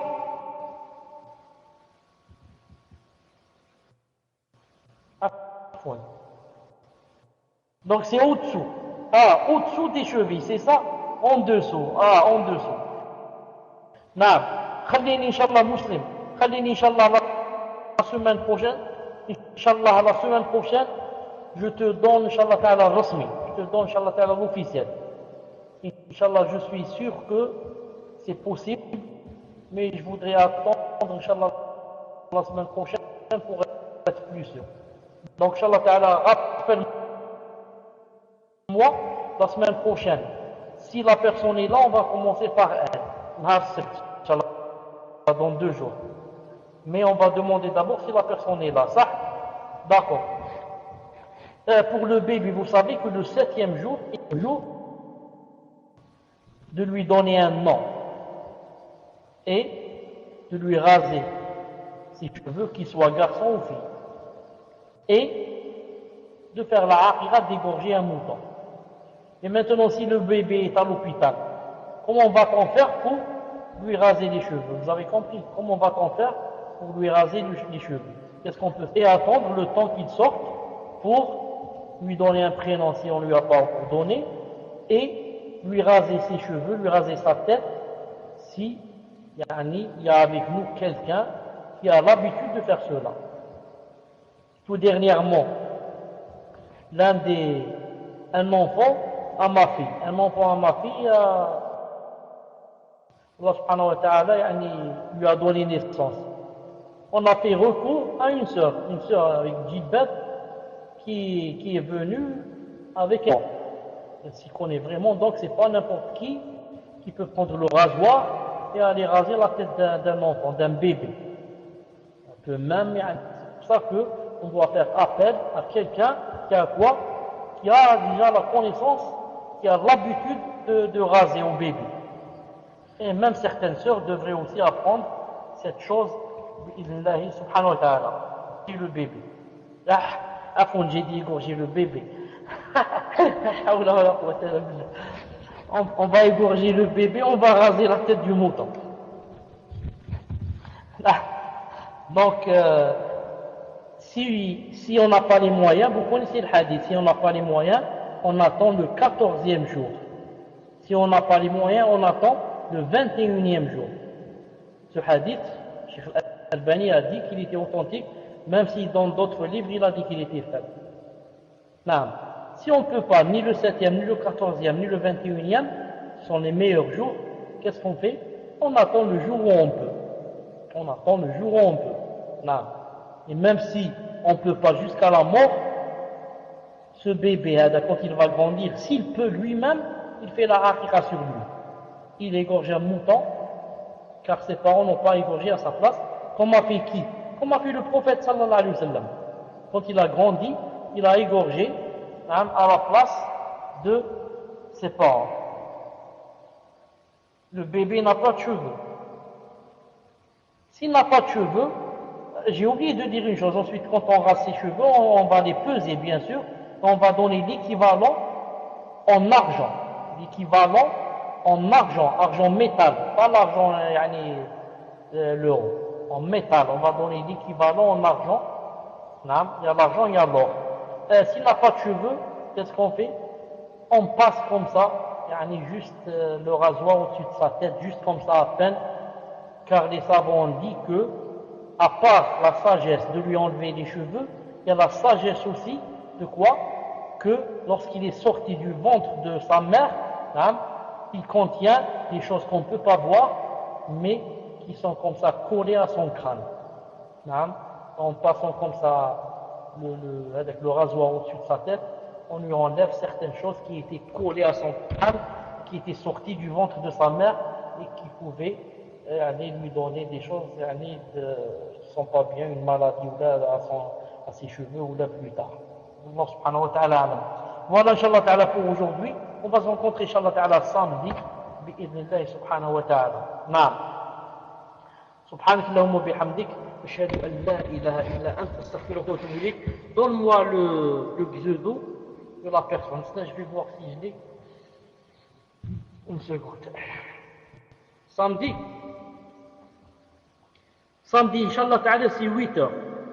Non, samedi c'est 20h. Il ne faut pas m'attendre samedi à 6h30. Pourquoi? C'est un jour de congé ici en Algérie.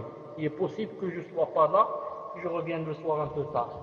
Donc on va laisser pour 20h, Inch'Allah ta'ala, pour samedi. Non, même si je suis là à 18h, à 18h30, même si je suis là, je ne commence pas, j'attends jusqu'à ce que vous veniez à 20h, Inch'Allah Ta'ala. Barakallahu fikum, subhanakallahumma bihamdik, ashhadu an la ilaha illa ant, astaghfiruka wa atubu ilayk, assalamu alaikum wa rahmatullahi wa barakatuh.